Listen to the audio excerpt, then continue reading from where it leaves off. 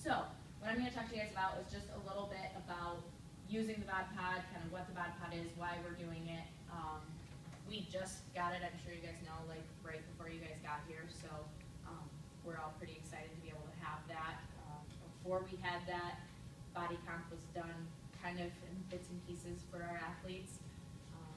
More and more schools are starting to use body comp as just one more tool to help, build stronger, better athletes, more effective.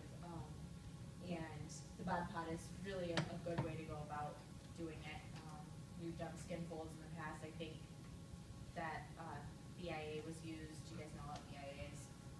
Anybody not know what BIA is? It's body bioelectric impedance. Basically, it's the machines that you either hold like this, or some of them are like with scale. It sends an electric current through your body to measure water composition, basically. So that's another one that's been used, but there's some issues with both of those that bod pod kind of doesn't have. So we're pretty excited that we have this now to be used here. So what is bod pod? Uses air displacement to determine body composition. So you guys have heard of underwater weighing. So that for years and years and years and years was the gold standard. This basically takes that same technology, if you will, and does it with air instead of water. So what underwater weighing did is it would take the person and figure out how much water they displaced, use that to figure out their body volume, and as you'll see right here, figure out the density by figuring out their mass and body volume, using those to get the density. So what it does is it measures the mass very, very accurately to the gram, which is what that scale is, that's right there. And then it gets the volume through two air displacement measurements.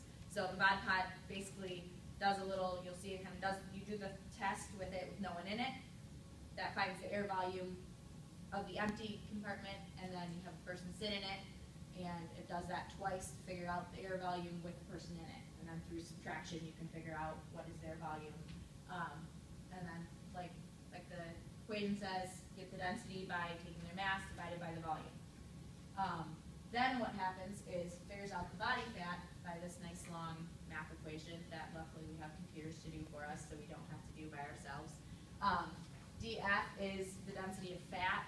DFFM is fat-free mass. Those are two constants. The equations to find those are pretty complex. I wasn't going to bore you with how all of that was done. That's in the computer. There are different ones that can be used, and some are better for different populations. There's a general population one, there's one for African American males, one for African American females, one for elderly, one for people under 17. So they do have a few different ones, and I believe that you should be able to change that through the computer. I don't know if you guys know for sure. I've not found it yet. Okay. So depending on the type of bod pod that you have, sometimes you can go in and change those equipment, change those settings. Otherwise, it's probably just scheduled for set up for the general population. But those are constants, the DF and DFFM. And then the DB, you'll see, is what you found through the mass and the volume. Put those all together, you get the fat-free mass, or the percent fat, and then from that, you can get the percent fat-free mass, find out the weight of both by using body weight. Hopefully you guys kind of get how all of that calculation works. Any questions on that? So, why do we use bod pod?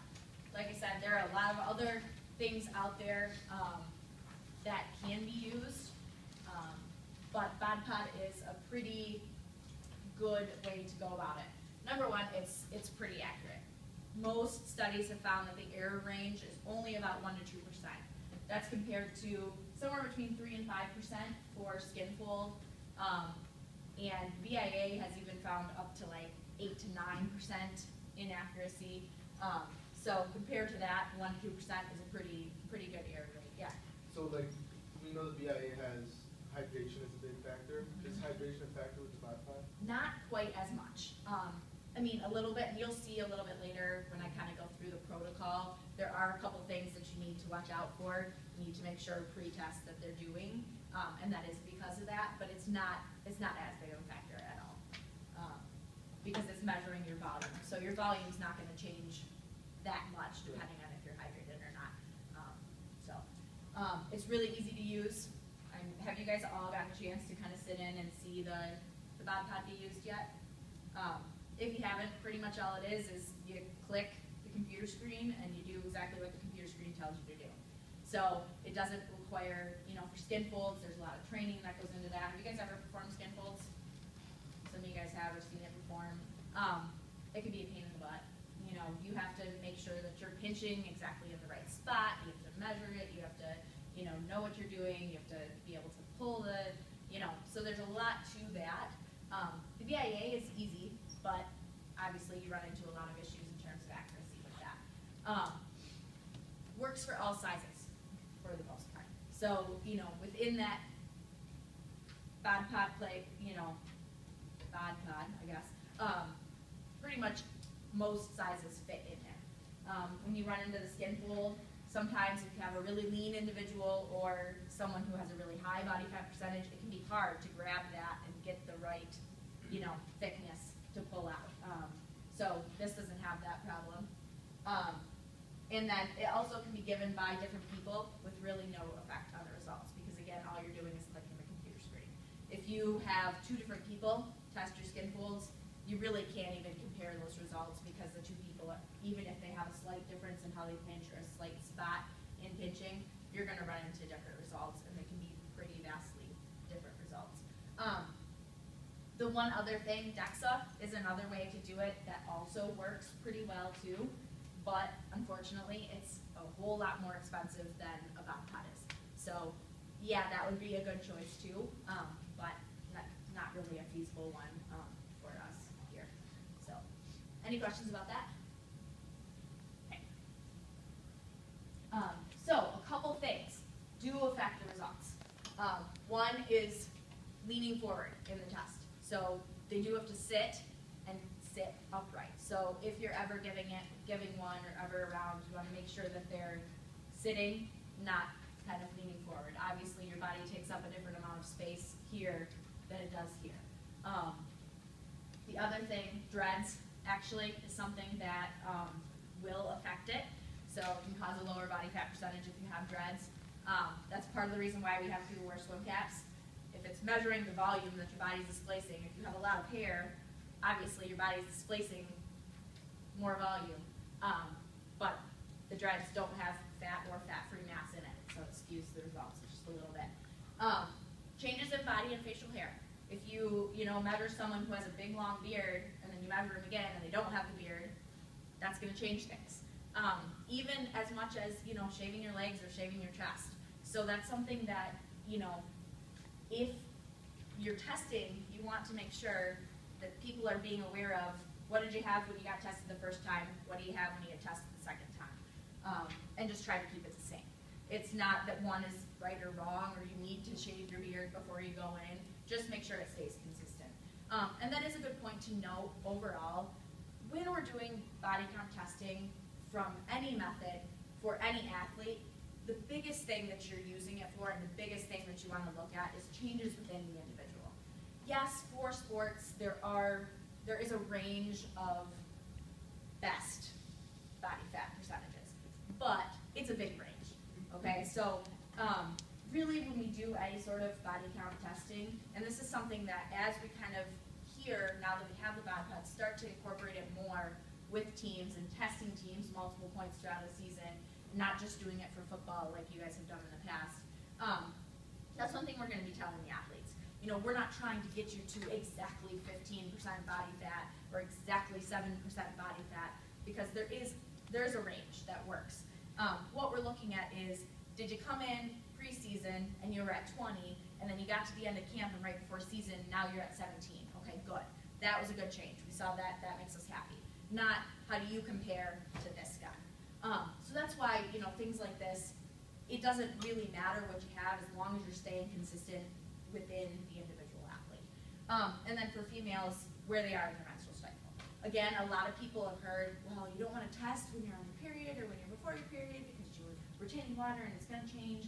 It really doesn't matter as long as you try as close as possible to test at the same time, from test to test for individuals. So that's another thing that you want to kind of be aware of and make sure you do. And then you'll see, you guys have this testing protocol sheet. This is pretty much what's on there. This is something that all athletes will be getting as we start doing the test. And this is just kind of pre-test instructions. Nothing really too complicated at all. Clothing requirements, pretty much you want to get as little disruption of the air with your clothing as possible. So, whether it's swimsuits or spandex, you want to make sure there's no padding. So make sure that the females, don't have padded sports bras or, that they have, compression shorts that might have padding in it. You don't want them to be wearing that because that will obviously change the volume of air. And then a swim cap, like I said, to try to keep the hair down as much as possible. Prior to testing, pretty much no exercise or eating 2 hours before. You'll see ranges as you look. I've seen everything from 1 hour before to 3-4 hours before, but 2 is pretty much the most common recommendation. And then no lotions or hand creams prior to the test, and using the restroom before testing if necessary. If they don't have to go, then they don't have to go, but just make sure if they do, that they do that. And then removing all jewelry or piercings. If there are piercings that they can't remove for whatever reason, that's okay. Just again, make sure from test to test that if they had the first time, they keep it the second time. But if it's things like earrings or necklace or watch, that obviously is easy to take out, and they should make sure that they take that out. And then on the protocol, you'll see just the 2 notes that I said about the facial and body hair, and then the menstrual cycle time for the females. So, like I said, pretty easy to use, simple, accurate.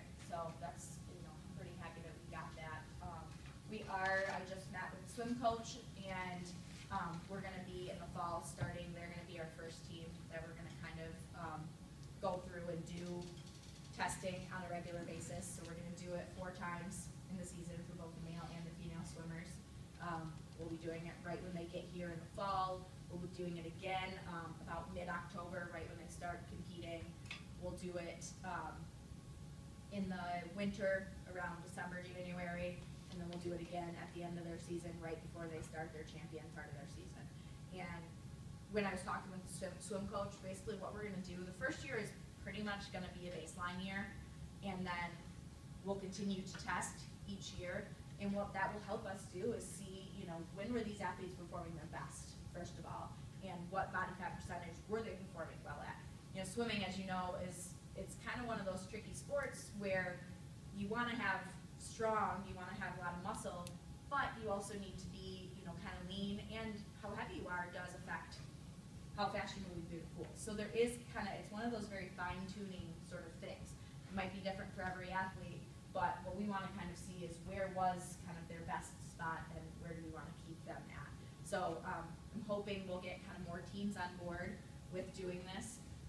Again, as we do the body comp testing, it is it does tend to be kind of a sensitive thing for some athletes, and so we're really going to include a lot of education for both the athletes and the coaches in terms of why are we doing this. We're not, again, doing this to say, okay, you have to be at 10% body fat to be a good swimmer, to be, a good whatever, but more, like I said, using it to kind of figure out what works best for the athletes. So I'll be doing education with the athletes so that they know what's going on, they know why we're doing this, we're not doing it as a test.